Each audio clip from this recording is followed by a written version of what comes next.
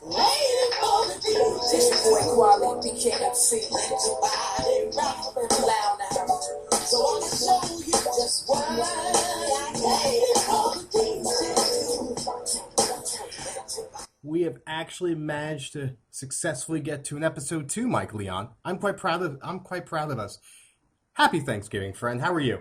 Happy Thanksgiving, Nick. Thanks for having me back on the program. Of course, folks, this is indeed the Nick Zaveri Show with Mike Leon, coming to you, recorded and, of course, quickly posted on our YouTube channel, youtube.com/NPZ1978.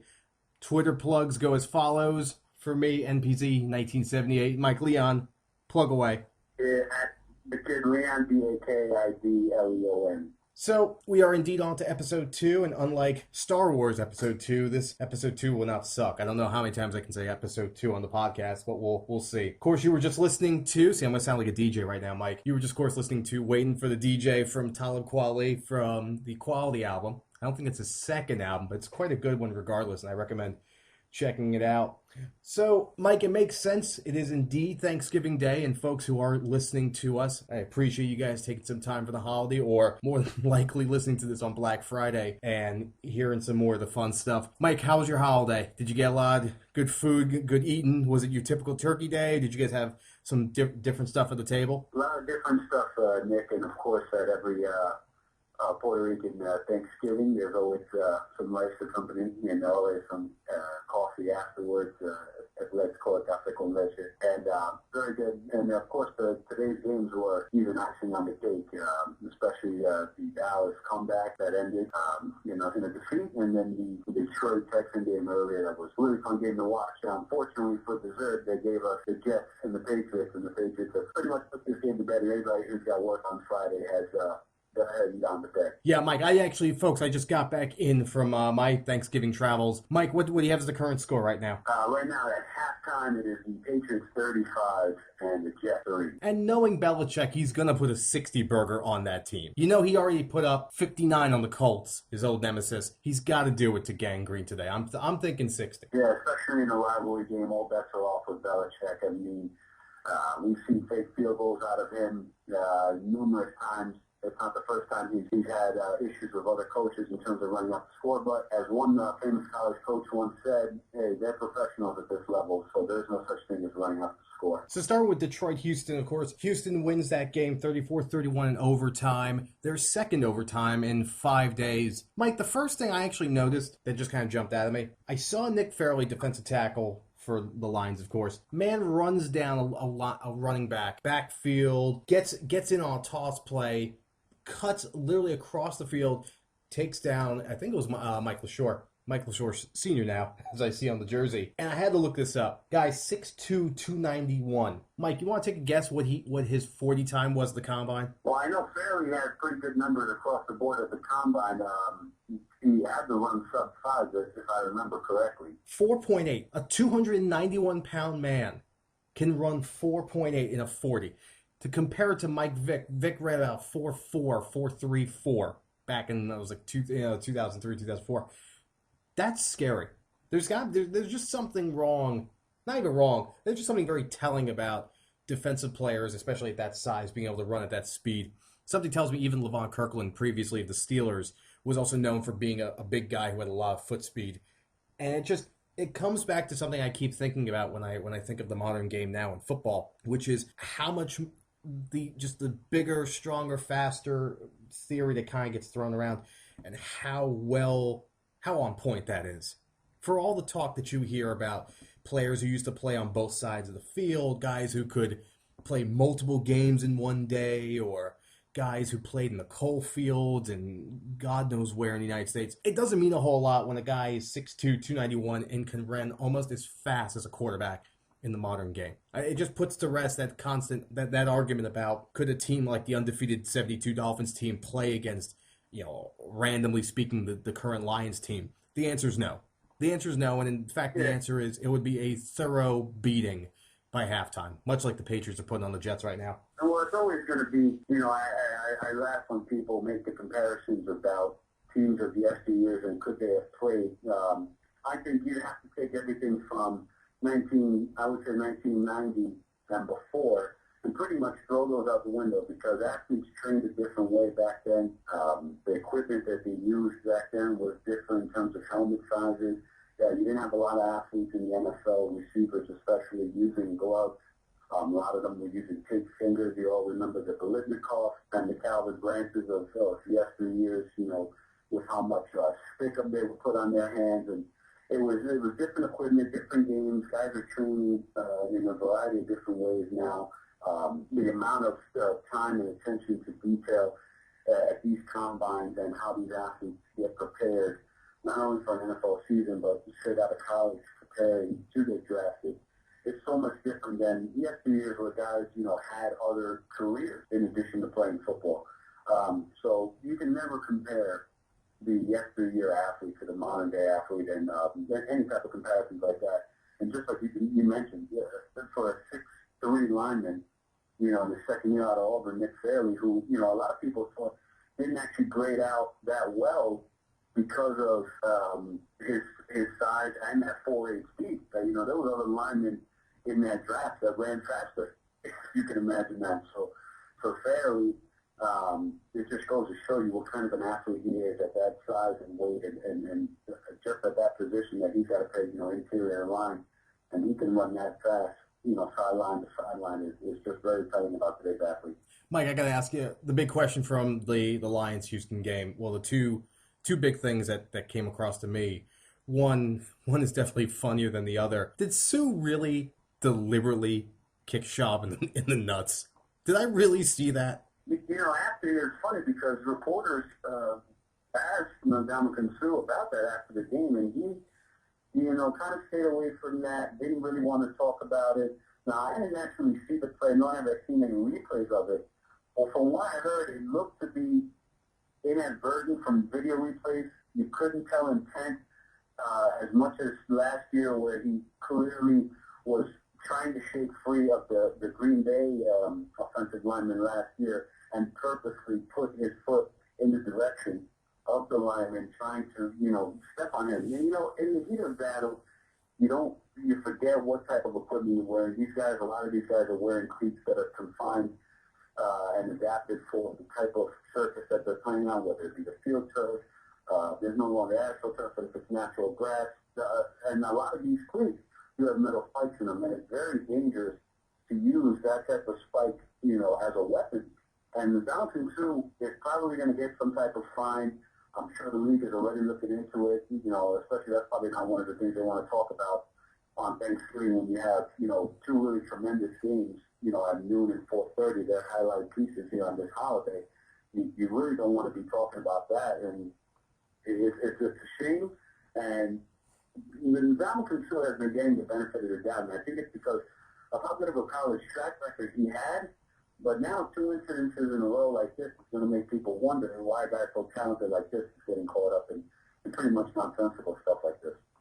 Mike, we got about a minute left in the segment before we go to our first break. The second thing that comes to mind, if we can touch on it now, and if we come back to it after commercials, fine, is the whole issue about the challenged touchdown that you're not supposed to challenge, because apparently if you do challenge, heaven forbid, the NFL's authority, you lose the right to have a play reviewed. In this case, of course, it was the touchdown that not Foster. I forgot who the running. Who was the running back that had it? That was their backup that actually scored that. It's Justin Forsett who scored on the touchdown for the Texans. And, the thing with this is very simple. The rules committee this year, and there's a couple of coaches who are on the competition committee, had stated that they're going to now review all scoring plays, all turnovers, and try to kind of take that back from out of the hand of the coaches. And obviously everybody met it with great welcome because it really saves you challenges in essence. If you only have 2 challenges per game and you already used one, which Schwartz hadn't up to that point, but you're thinking to yourself, should I challenge it? The thing with Schwartz, and he admitted after the game that it was his mistake, was the rule now is you can't challenge any type of scoring play or possession change. That automatically comes down from the booth review. The reason why he threw it was twofold. One, he was a little bit angry about the call, knowing he had seen the replay, and it's pretty much happening right around the yard line marker where he is. So he can see that the runner was clearly down. What he should have done was waited, but there's so much new rules because teams would get their special teams unit out there and go ahead and attempt the extra point before the challenge can come about. And so, Short, they made it after the game. He made a mistake. It was a huge play in the game because, that brought the score within 24-21. And, at that point, the Lions offense was really playing extremely well. They had the good two-score lead. They ended up taking a lead after that to make it 31-24 in the fourth quarter. So even with that play, they still had opportunities to win that game. But that point game and ultimately got the game into overtime, if you really think about it, because without that score, the Lions win that game comfortably in regulation. I'm going to hold your thought on that one. Folks, we're going to go to our first break. Mike's going to, of course, stay with us. Guys, stick around. Of course, again, you can find the show, youtube.com/NPZ1978. We'll be right back. Hey, guys, Nick Zaveri here. One place I really enjoy is Brookstone. Any shopping mall guy goes to, it's one of the stores we're definitely going to jump onto. In fact, Mike's sound today, where Mike Leon's coming from, that little boosted speaker sound you're all hearing saying, well, what's Nick doing now? How did he manage to pull it off? Is he still sticking the phone in the speaker like last week?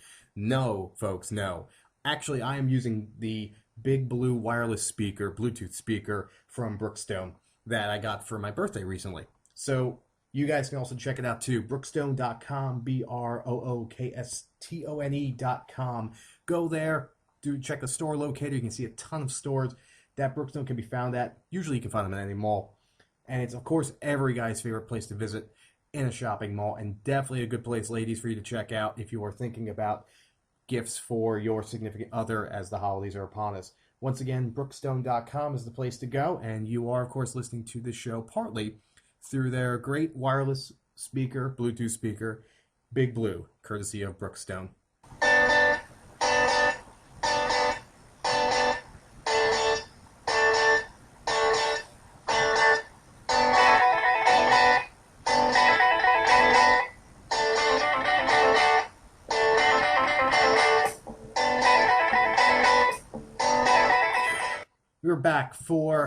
We're back actually, just period, on the Nick Zaveri show with Mike Leon. Mike, we just ended the last segment talking a little bit about discussion about the Lions game and the call, or rather the touchdown that was not reviewed by the booth upstairs. Do you kind of view that as basically punishing Jim Schwartz and the Lions, more so in the sense that they could have just given them a 15-yard penalty or whatever penalty would have been appropriate, but to simply say that they're not going to review the play now as a way, what looks like, to punish or spite the team that challenged, how does that make any sense? Or does it make sense at all? Well, yeah, I think the thing is, a lot of these, when they're implemented, they tell coaches about these in the off season, and guys are working on these things in OTAs, and coaches know about these, in the OTAs, in the lead up into the season. Rules are enforced in the preseason, so guys can have a chance to really adapt to it, and if they're challenging any type of plays, they know automatically that any scoring play, any change of possession is going to come from upstairs. And just as I'm saying that, Nick, the Patriots have fumbled on their opening possession here, and Julie Edelman looks like he is might have sustained a concussion here. Still trail 35-3 in the third quarter with about 10:30 left. But I think it's not so much the rule. I think it's more on the onus is on the coach. I think Gary Kubiak said it about Jim Schwartz. He said, "Listen, that's a big break in for us in the game, but I think you make your breaks when you work your tail off. So you got to give the offense credit there. Justin Forsett didn't stop playing. Kept playing for the whistle, which he didn't hear. The defense still had an opportunity to tackle him at that point. I think Schwartz, out of frustration, lost sight of where he was and in terms of what he should do at that point, whether he should challenge it. Maybe he saw the Texans special teams unit coming out to maybe try to sneak in an extra point attempt before the replay official could buzz down to the in-game officials. But you've got to remember in that situation, again, all turnovers are reviewed, change of possessions, all touchdowns, and they all come from the top. And I think Schwartz just lost track of that concept there. You saw him on the sidelines if you were watching the game apologizing profusely to guys saying, this one's on me, guys. This one's on me, because he knew right away that he had broken the rule. Now, what's funny is I did not know that it was an unsportsmanlike conduct to challenge the rule. I had actually turned on the game mid-play and had seen this guy's clearly down. Why isn't Schwartz challenging this, or why isn't the booth review come down? It took a couple minutes for me to realize what had actually happened, that Schwartz had actually thrown the challenge flag in disgust at the play, because from his angle and his vantage point, he clearly saw the running back was down, that there was contact with a defender, knee was clearly down, and like I said, at that point in the game, when you're up 2 scores and the defense is into it, the crowd is into it, you don't want to give the Texans any momentum. It's a very good road team. They're 10-1 for a reason. And he just lost track of the time, the score, and actually, you know, his on-field management right there, because you've got to know that with the touchdown, it'll get reviewed. You have to trust in the replay officials. They're not going to let the snap take place on the extra point attempt until they've reviewed it. And so I actually think it's a good rule, because I think there should be, in the NFL, the challenge is, the way the college system has it, I think is really good. But the college system does have games take a little bit longer because of it. Now, in college, the way it works is you call a timeout first, and then you explain to the officials what it is you're actually challenging. Unlike the NFL, where you throw the red challenge flag for any type of challenge play, and then you either lose a timeout or you're awarded another challenge if you get the 2 challenges right. But in college, every play is reviewed, unlike in the NFL, where you actually have to trust your own coordinators who are watching the play in real time, watching on the video monitors for the replays to see if you should challenge. Obviously, you can look at both and say, hey, both are productive. They're using the video technology, unlike other sports like baseball that rarely uses video technology for some strange reason. But I think the NFL in this case has gotten it right in terms of adding this rule in, because it helps coaches save challenges unnecessarily, you know, because at this point in the game, you know you can challenge different things, maybe a 40-yard completion pass that you thought was dropped if it's early in the second quarter. And you can use a challenge on that, because you know if a controversial touchdown happens or an interception later on in the game, you know it's automatically going to get reviewed. Mike, I think what we're going to do is let's cut to our second break here, because when we get back, we are unfortunately going to live up to the purpose of this original program, which is, of course, to talk about our Oakland Raiders. So let's take a pause here, and we're going to come right back, folks, to the Nick Zaveri Show with Mike Leon.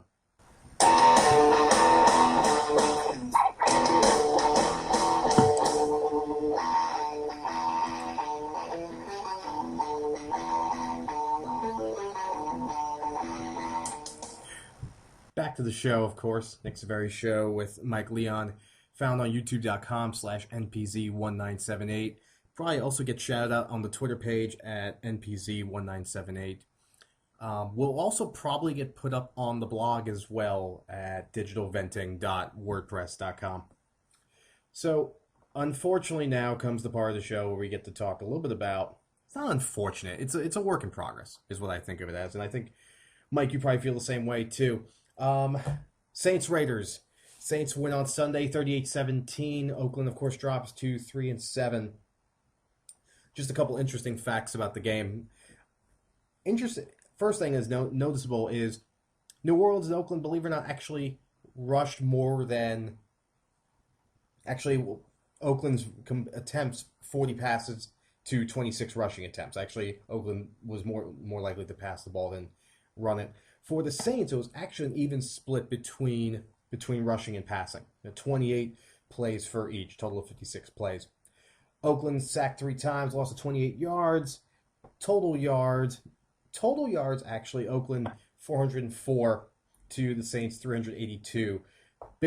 One of the biggest numbers of the game, of course, is turnovers. Oakland with 2 of which both unfortunately coming on the arm of Carson Palmer.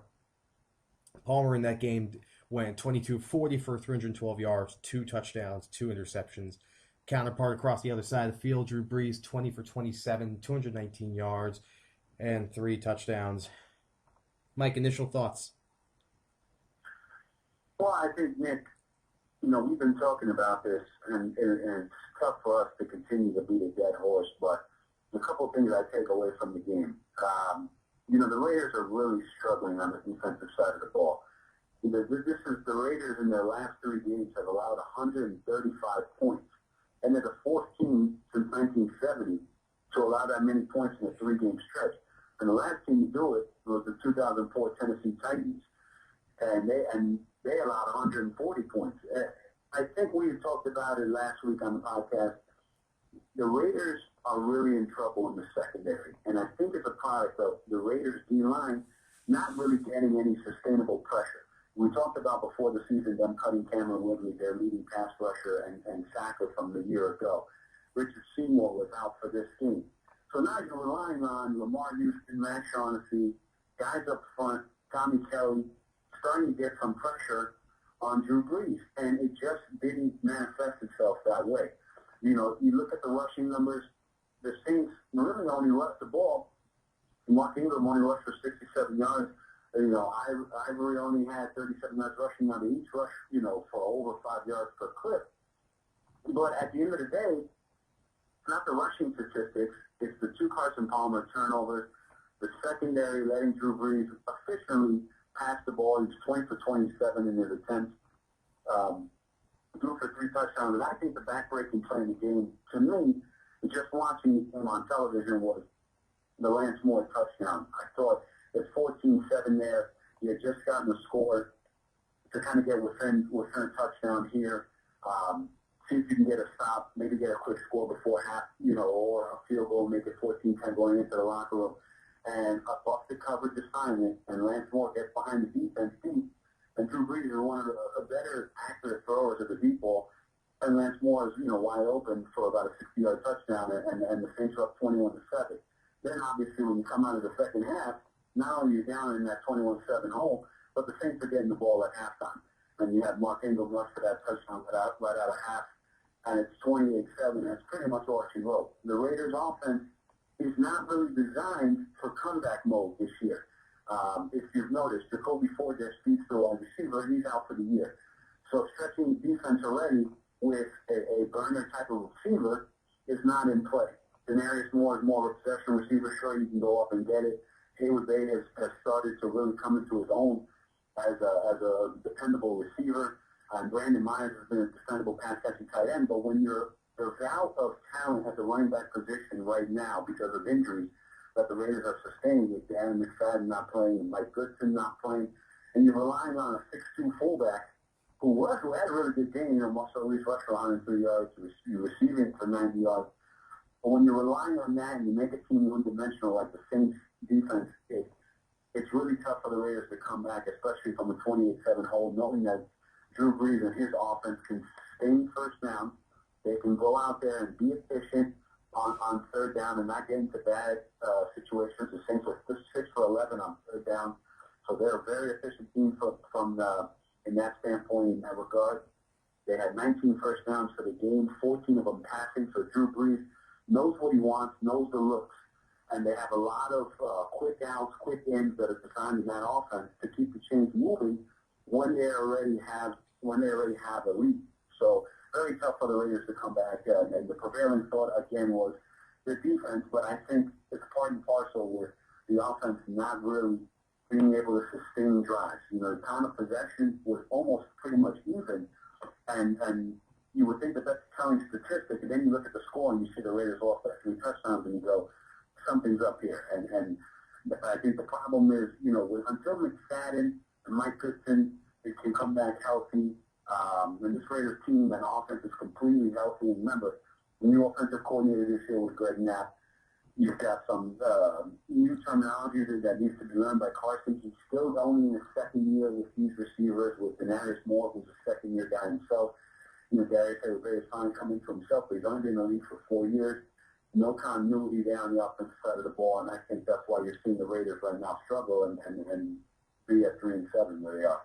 It's inevitable to come back to the weaknesses in offense when we talk about the Raiders, because I think for any team, if your defense is out on the field longer than your offense, you're built to lose anyway. What was very telling was the game opens, two great runs by Marcel Reese. Ball gets into New Orleans territory, and on first down, wide receiver Hagan gets a holding penalty, a stupid holding penalty, brings the Raiders back, brings up second and nine, third and nine, both incomplete passes by Palmer. Kick the ball back to the Saints on the punt. Of course, Saints do what they do best. They score right off that drive. In the second drive, once again, Oakland gets it into New Orleans territory, and this time Palmer throws an interception, return back 55 yards. It's now 14-0 Saints, and already people are starting to head for the doors.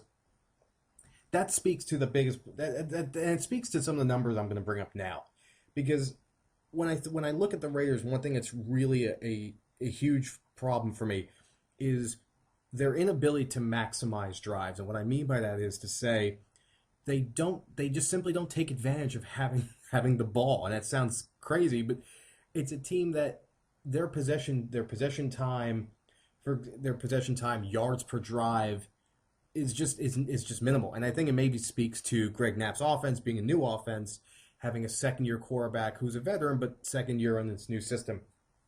To illustrate some of the differences, yards per drive for New Orleans, 36.31. It's third in the league. Oakland, 19th in the league at 30.31. Oakland so far has offensive drives 122 this season to New Orleans 106. Part of that reason, Oakland gets a lot of drives because their defense gives it up a lot, but Oakland's drives, while numerous, are simply unproductive.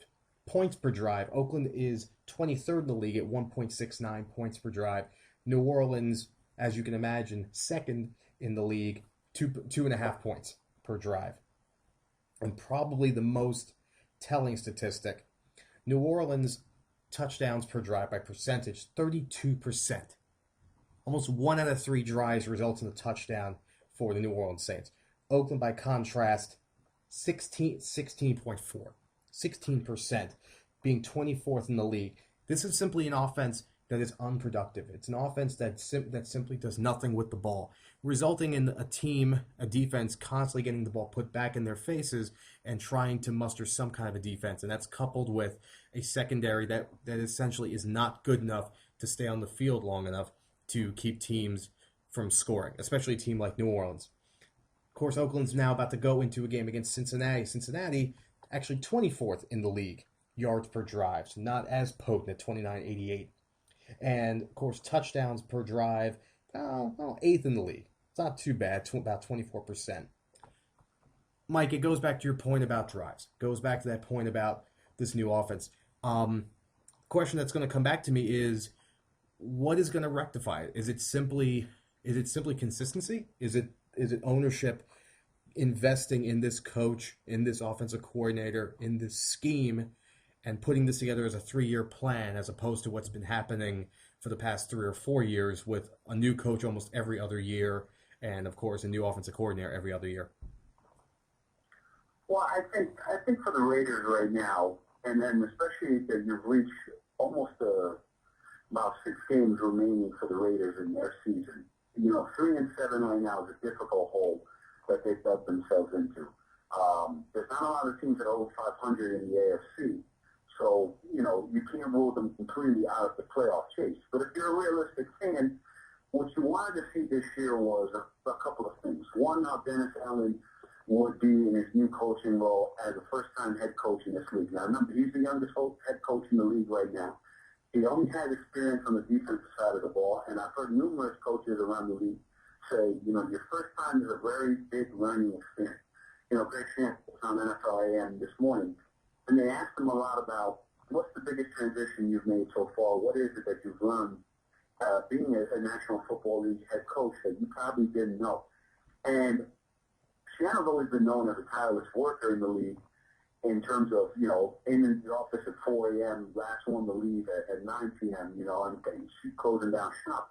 But he said one of the biggest adjustments he had to make from the college game to the pro game is obviously the total control that you have in college is not the same that you have in the pros. Your position coaches are really influential in not only in college, but more so in pro because you're dealing with offense, defense meetings that you have throughout the week, special teams meetings, and guys know their responsibilities. You're a professional athlete at this stage of the game. And I think Dan Fallon is really on a huge learning curve right here. And as Raider fans and for Raider Nation out there, they just need to stay a little bit patient right now with this regime. Remember, Reggie McKenzie, for a long time, was in the scouting department for the Green Bay Packers. His MO was drafting. Greg Jennings, late round draft pick. The ability to get to Michael Finley, Jacoby Jones, Jordy Nelson, who they believed in at wide receiver. So it took time to build that up. Now, the Raiders' first draft class under Allen, you can't grade it out yet because, like I said, of note, two guys, one was undrafted, Rod Streeter, rookie out of Temple, wide receiver, and Jerron Kleiner, the rookie wide receiver out of Arizona. Those two right now have factored in a little bit into the offense. But remember, they're all still learning. They're all still playing with Carson for the first time and learning new terminology on the offensive side of the ball with offensive coordinator Greg Knapp. So I think that plays in heavily into this. What we talked about before, the reason why football is a great game is the games within the game, the one-on-one matchups between corners and receivers, running backs and matched up on linebackers, the mismatches, quarterbacks reading defenses, the O-line, D-line battle in the trenches. And right now, the Raiders are 31st in the league in rushing, 82 yards per game. Jacksonville ranks behind them, and Arizona ranks in front of them. Now, you think about that. Both of those teams, Maurice Jones-Drew has been hurt for most of the year. And Dean Wells' combo with Rod Stephen-Collins is not a really good running back tandem in Arizona. So you're right there in the bottom in rushing with two of the worst teams at it that don't really have really good backs minus Maurice Jones-Drew, like I said, who hasn't been healthy.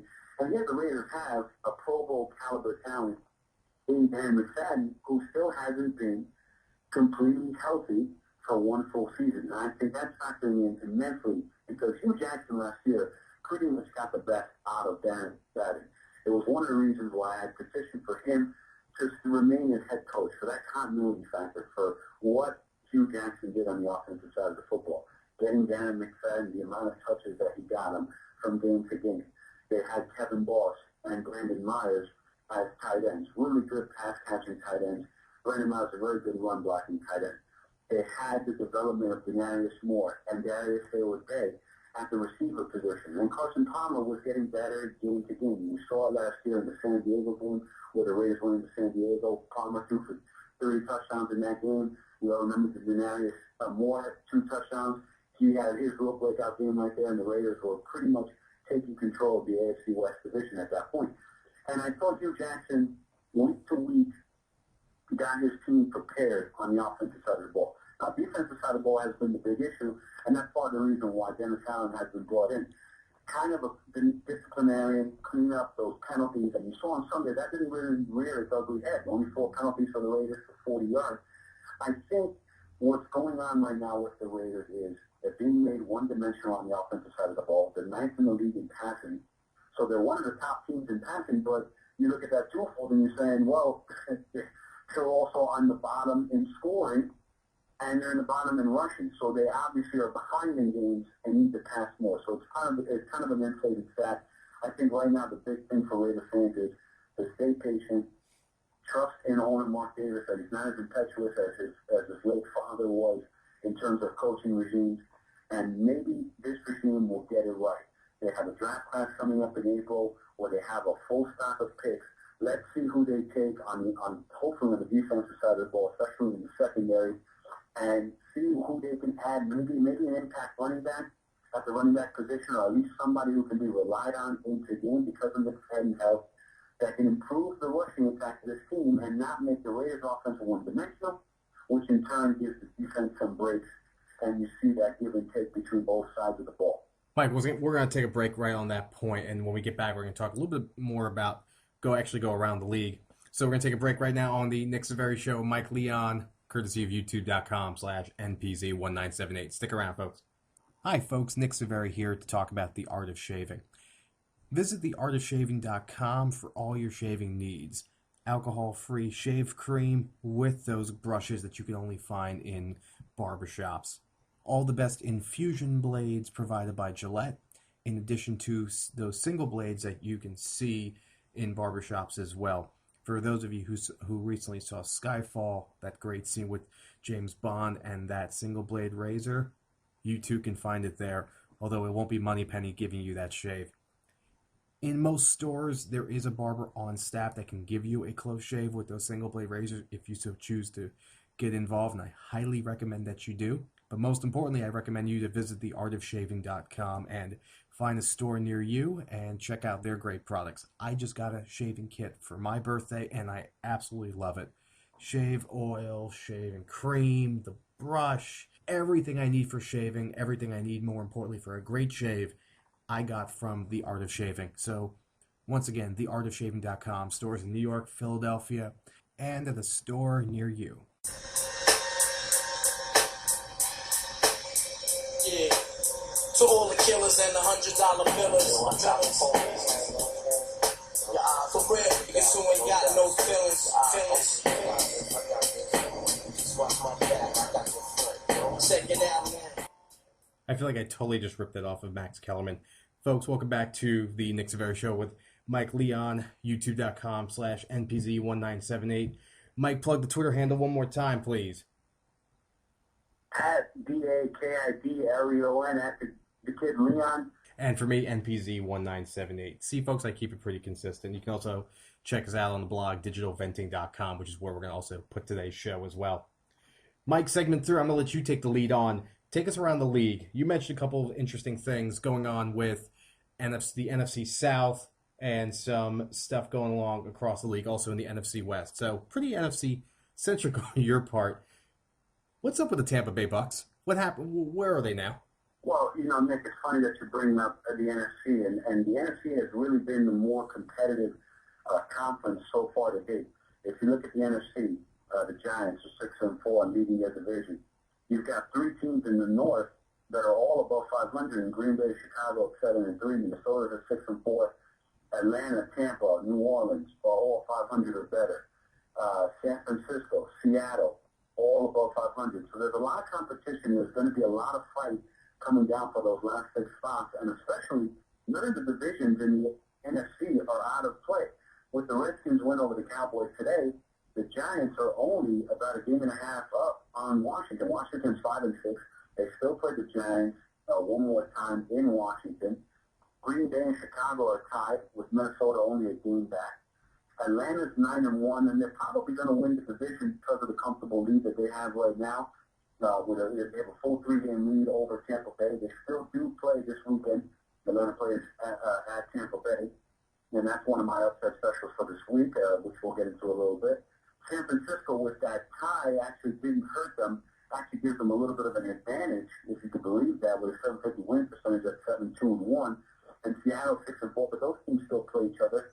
And then quietly, Nick, and we talked about in the last break, before we went to break, with the Raiders, the opponent the Raiders played, the Saints are sitting right there. They're 5-5. And that NFC South has really got some amazing things going on.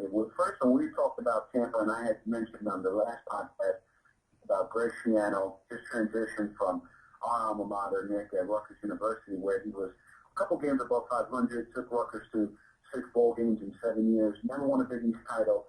But it was very surprising for him to not only get that coaching job, but to get the coaching job, period, in the National Football League. Everybody always thought he would move to a bigger program, or especially like a Big Ten program like Penn State, and we'll get into a little bit about our alma mater joining the Big Ten Conference. But Seattle getting that job, because of the support that Bill Belichick and the endorsement that he got from Bill, Belichick's kids do attend Rutgers. The Patriots do have 5 current Rutgers players on their NFL roster. And Belichick and Schiano are very close, and he really gave that endorsement. And the folks in Tampa are loving Schiano. He's 6-4 right now. The maturation process that we have seen Josh Freeman undergo is really transformative because Josh Freeman this year is throwing for 2,500 yards. He's throwing for 21 touchdowns. They drafted Doug Martin late in the first round, and he's already at 1,000 yards rushing, probably on his way to be an NFC Pro Bowler with 7 touchdowns this year. And everyone thought, would look at it, Blunt, Martin wouldn't get that many carries. Blunt would get more of the red zone carries. And that really hasn't been the case. Blunt only had 124 yards rushing this year and 2 touchdowns. But then you look at what Shannon did in free agency. Vincent Jackson, who's on his way to a really 1,000-yard receiving season. He got 863 yards receiving and 7 touchdowns. What he has done really there in Tampa has really been remarkable. There's a lot of coaches out there that are worthy, but I go more towards Shiano because of the fact that he's coming from a college program, and especially a college program near and dear to my heart, but not a college program that is on par with some of the facilities and stadiums and the exposure, like I say, in Alabama or in LSU. He really came from what we would deem as a smaller school in Rutgers, and not only put them on the national map, but from him to make that transition into the pros in just his first season, who knows how long it'll last. But Shannon has really done a fabulous job. They put it, like I said, Atlanta this Sunday at home. They've got some decent games still left at home that are very winnable. Philadelphia at home, St. Louis at home. But they're going to have a very tough schedule. They still play Atlanta twice. They still play at Denver and at New Orleans. So we'll see what happens with Tampa. And Nick, I know you wanted to talk a little bit about with the Saints' remaining schedule. And like I said, they're sitting there at 5-5, and you really can't count them out of the NFC playoff picture just yet. But there is a lot in the NFC to like, especially today's Redskins win over the Cowboys. For a lot of us, for a lot of people who are listening to the podcast who are Cowboy fans, we apologize. But, Tony Romo did play good in the comeback. But the Cowboy defense was very depressing today. If you're a Cowboy fan, they really couldn't stop RG3. Pretty much had his way passing for over 300 yards, 4 touchdowns. And the Redskins are back in the playoff picture. And it could be really exciting the last month and a half here, maybe 6 weeks into the NFL season. Yeah, the Saints' schedule definitely did catch my eye. You've got this course. They've got their next game coming up against the Niners. They're going to be playing, of course, that'll be, I believe, the Sunday night game or the late afternoon game. Then they move on to go to Atlanta. They were the first team to knock off the formerly undefeated Falcons, so they have a good chance to possibly win the season series, which, while they won't probably win the division against Atlanta, does help them in a wild card chase. Have a home game against the Giants. Giants, of course, this weekend are going to be hosting the Green Bay Packers, and the Giants are reeling right now. So the Giants could either be able to get past Green Bay, or they can continue to slip and fall in their division, which is getting a lot more and more compelling with where the Redskins are. Then they're home for the Bucs, of course, team we've just been talking about.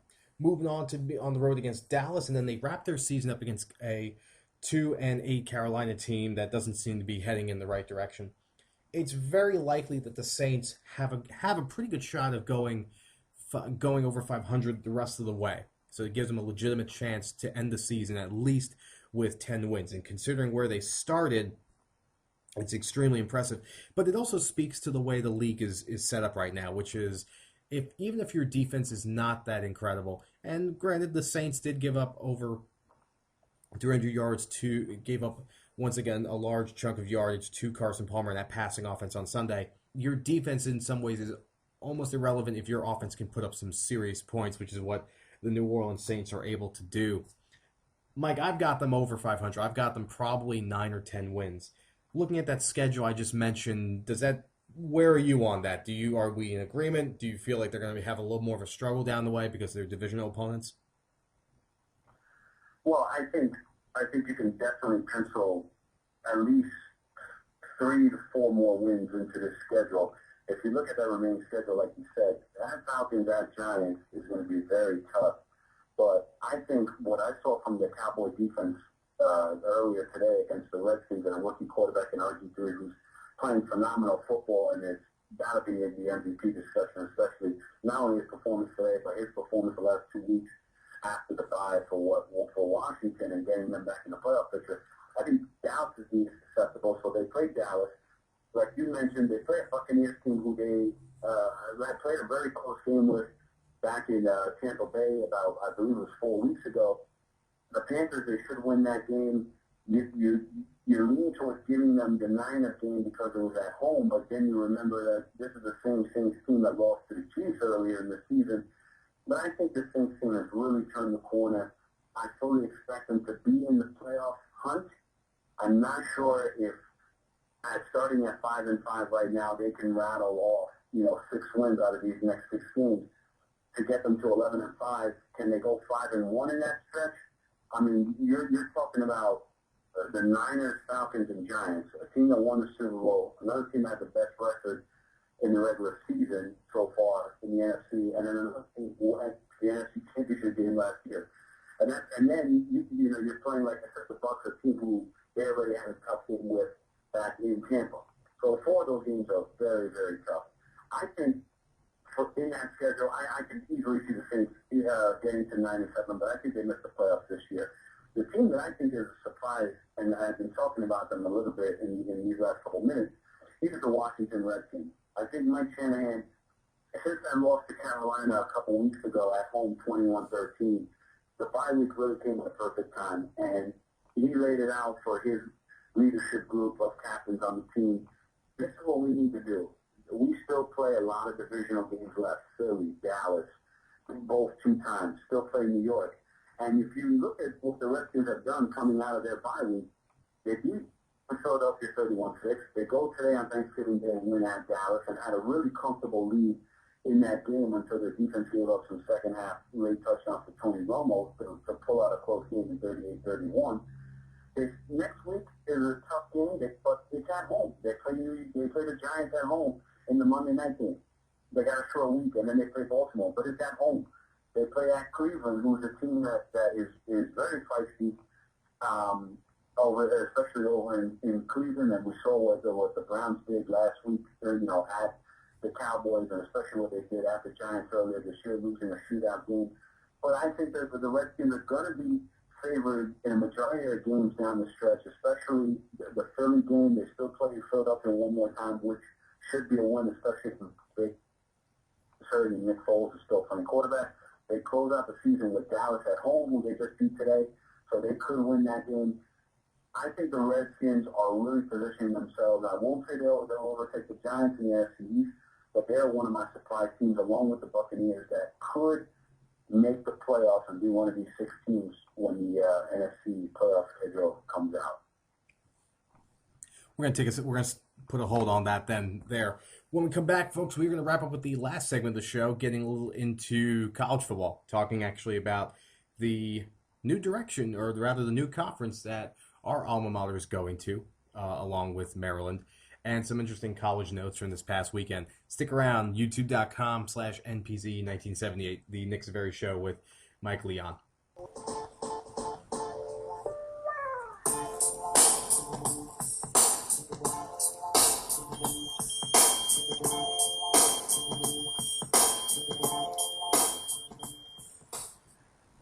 And finally, today we move to the college ranks.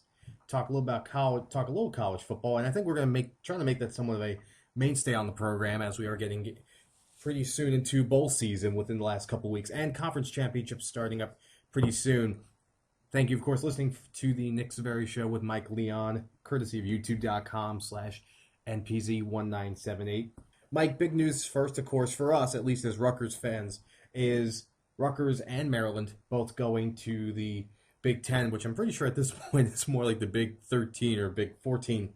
Is that migration basically par for the course because of what Syracuse did recently, what West Virginia was in the process of doing as well? Everyone essentially moving away from the Big East and rendering it into a basketball conference, if anything? Well, Nick, it's funny. The college realignment situation right now is one of a lot of unease and uncertainty. And a lot of people know that going forward, this Rutgers-Maryland move is probably one of the steps along the way into what we're seeing in college sports in the direction of 4 probably super conferences of 16 teams each. Remember, ESPN and the whole subdivision, which is the Division 1A programs, have agreed on a new format for 2014 where they will have a +1 playoff system in place, which means they'll use the BCS bowls that you're seeing now, like the Sugar, Rose, Orange, and Fiesta Bowl, as rotating games of semifinal to final championship games, meaning one would play 4, two would play 3 in that format. And that playoff is really part of a $500 million investment, and these conferences are going to be making a significant amount of money going forward after this playoff, and each conference member is going to be making a lot of money. But let's look at realignment from a perspective of the good news for us. The Big Ten for Rutgers is an extremely good move. The Big East Conference has now been watered down, and survival was not really their strong suit after 2003 when Miami, Virginia Tech, and Boston College were taken by the ACC and invited to the Big East Conference. There's always been this prevailing feeling within the Big East schools that the football-driven schools, the West Virginias, the Pitts, Rutgers, also Miami at that point, Rockford, BC, wanted to separate from the basketball-only playing schools, which is the Georgetowns, the Villanova's, the St. John's, and the Seton Halls. Football drives the engine in this vehicle, and football is the one that makes the most money revenue-wise from a television standpoint. There's more people that watch college football games that have been documented as opposed to college basketball games. And basketball, while it's a good marketing tool and the NCAA tournament is $1 billion entity in itself for college basketball, it doesn't generate the amount of revenue and the amount of eyeballs that advertisers want to reach out to when they're trying to promote their product like it does for college football. Now, if you just look at the numbers, the television rights for the Big Ten and the Big Ten Network, and this is the real reason why a lot of people are pointing to Rutgers and Maryland joining the Big Ten Conference. It really expands the footprint that the Big Ten can reach into the Eastern Seaboard. With Rutgers now in the New Jersey, New York, tri-state area market, and of course Rutgers with the highest rated games ever in the New York City market on ESPN, ESPN2, and ESPNU for 3 separate games. Rutgers versus Louisville in 2006, which drew 8.1 million viewers. The Rutgers-Louisville game from 2009 was on ESPN2.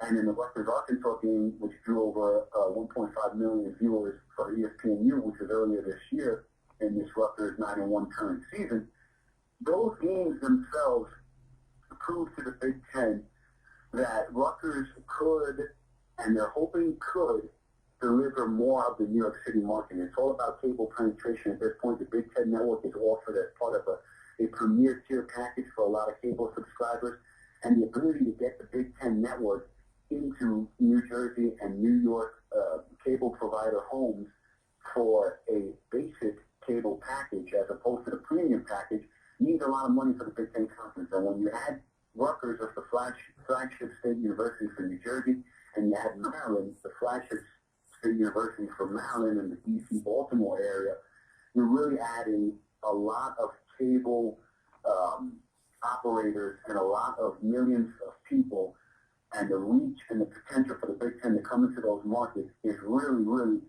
fascinating. And estimations right now are by 2017 that the annual distribution from the Big Ten Conference that they get from their television partners revenue-wise for each member in the conference could reach $43 million. Now, if you think about that for a second, Rutgers, they just recently upgraded the stadium to hold 53,000. It's a nice on-campus stadium located there in Piscataway, New Jersey. But they have been operating in the red from an athletic budget standpoint. You know, Rutgers spends about $26 million a year on their athletic budget for all their revenue and non-revenue sports. And this comes at a time where the Big East Conference was only paying out about $6 million per member.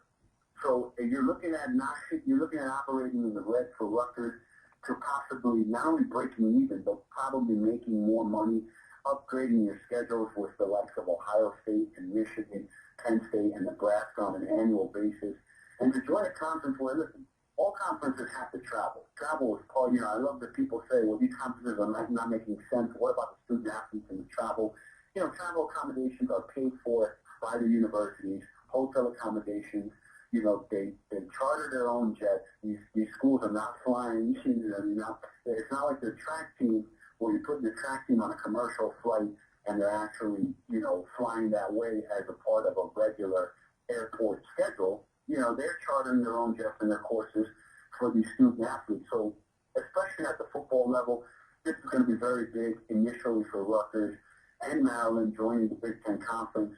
Academically, which is always lost in the shuffle, it's very good for Rutgers getting their name into the Big Ten Conference. Rutgers is part of the prestigious AAU of universities, which every Big Ten member school is, except for Nebraska, which just recently dropped out. Rutgers also announced on Monday that they had actually acquired the University of Medicine and Dentistry of New Jersey, which we know affectionately as UMDNJ, back in New Jersey. So now this gives Rutgers an advantage in having its own medical school within the Rutgers University system. And this is going to be big towards applications now for student demand. You're going to see the U.S. News and World Report rankings maybe for 2013-14 down the road, where Rutgers will start to move more into that top 50, top 40. They're always a good university, but now with the prestige that comes in the Big Ten Conference and being invited into these specialization groups like the AAU and the CIC that Rutgers is now a part of, with joining this conference affiliation, is going to be really big for the overall university. And I think it's a no-brainer for Rutgers, especially when we give you the financial numbers as to how much they're going to be making from this yearly. But I think from a competition standpoint, too, it's going to be really cool. There's a lot of Midwestern schools in the Big Ten, as we all know, with Wisconsin and Michigan State and Michigan and Ohio State. But a lot of them have charter member groups, alumni groups that are within the tri-state area that have always wanted the Big Ten east of Penn State to maybe get a school within that Mid-Atlantic system. And Rutgers and Maryland fit that mold, and they've been invited, and it's going to be it's a really exciting time right now for Rutgers University, and especially for Maryland. Maryland a little bit less because of their history as a basketball school and the tradition they have in the ACC conference as a 50-year member. But for Rutgers, I've kind of left a few kicks on the block, even though the first college football game was at Rutgers in 1859. This is really a big step up and a really big day for the shifting of college landscaping. And I don't expect this conference realignment to end anytime soon, Mike. And the last thought I'm going to have on that is with the issue of realignment, what we've seen since realistically 2010, and actually that first major shift with Miami and Boston College, is that movement to what seems to be super conferences, which, as some enthusiasts will say, is we're moving towards 4 major conferences, all BCS, of course, that will number 16 teams, if not more so, and start taking us to a place where it's inevitable for a playoff system, which is going to be in place by 2014, I believe, where you're going to have 4 conferences, and initially those 4 winners will be where your playoffs are going to come from, which basically continues, of course, to marginalize conferences like the Big Sky and the MAC and the Conference USA. But that's really where the numbers aren't financially, and that's essentially what college football is. I'm more of a cynic on it, and that's something we can devote to at another time when we get into it.